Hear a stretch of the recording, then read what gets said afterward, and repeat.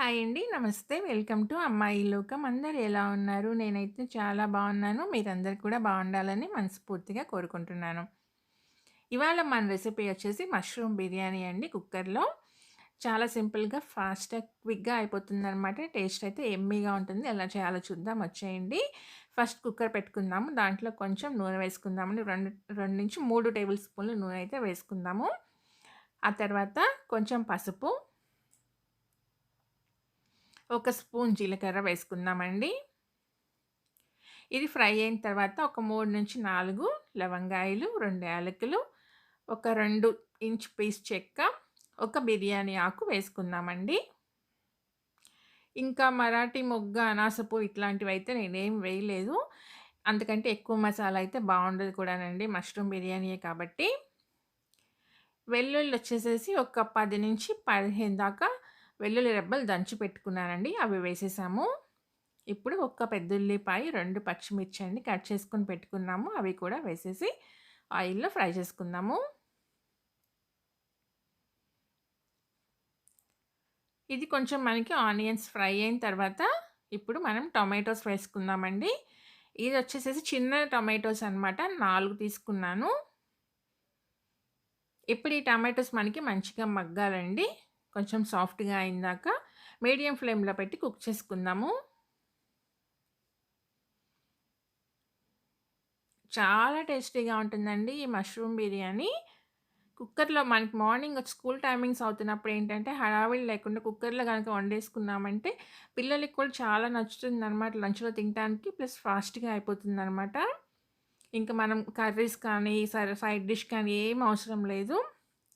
అలానే 2 బంగాళదుంపలండి. Medium size బంగాళదుంపలు పెద్ద పెద్ద క్యూబ్ కట్ చేసుకొని వేసుకుందాము.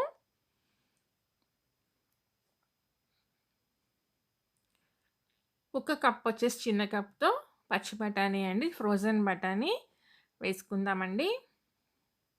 మష్రూమ్ బిర్యానీలు ఇవన్నీ ఎందుకు వేస్తున్నారని మీకు డౌట్ రావచ్చు. పిల్లలకి తినటానికి బావుంటుందండి. మీరు దేంట్లో పొటాటో వేసినా గానీ వాళ్ళు చాలా ఎంజాయ్ చేస్తూ తింటారనమాట. ఆ తర్వాత కొంచెం కొత్తిమీర, కొంచెం పుదీనా వేసుకుందామండి. ఇప్పుడు ఇదంతా మంచిగా మిక్స్ చేసేసుకుందాం.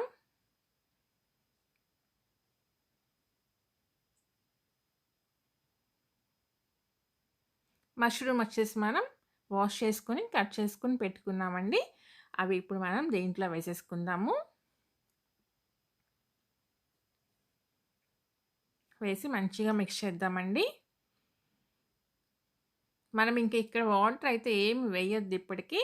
ఎందుకంటే మనకి మష్రూమ్ వేయగానే దాంట్లో నుంచే వాటర్ వచ్చేస్తుందండి. చూడండి ఎంత వాటర్ అయితే వచ్చిందో.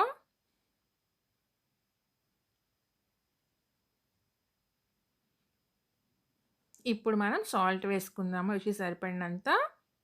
ఆ తర్వాత 1.5 టేబుల్ స్పూన్ వచ్చి కారం వేసుకుందాము. మీరు తినే దానికి సరిపడినట్టుగా అడ్జస్ట్ చేసుకోండి కారం అయితే.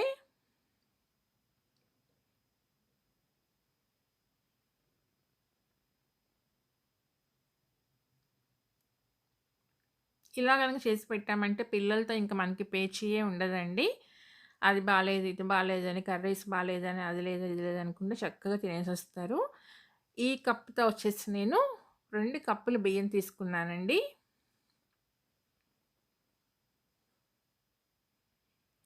దానికి నేను 3 కప్పులు వాటర్ అయితే వేసుకున్నాననమాట. సరిపోతుందండి. ఎందుకంటే కుక్కర్‌లోనే కాబట్టి ఇంక అంతకంటే ఎక్కువ వాటర్ ఏసామంటే ముద్ద ముద్దగా అయిపోతుందనమాట. ఒక అర టేబుల్ స్పూన్ గరం మసాలా వేసానండి. అంతేనింక కుక్కర్ మూత పెట్టేసేసి ఒక్క విజిల్ వచ్చిన తర్వాత ఒక 3-4 మినిట్స్ సిమ్‌లో పెట్టామంటే మనకి మంచిగా ఉడికిపోతుందండి. చూడండి కొంచెం ఆరిన తర్వాత గనక తీసుకున్నామంటే పొడి పొడిలాడుతా వస్తుందనమాట.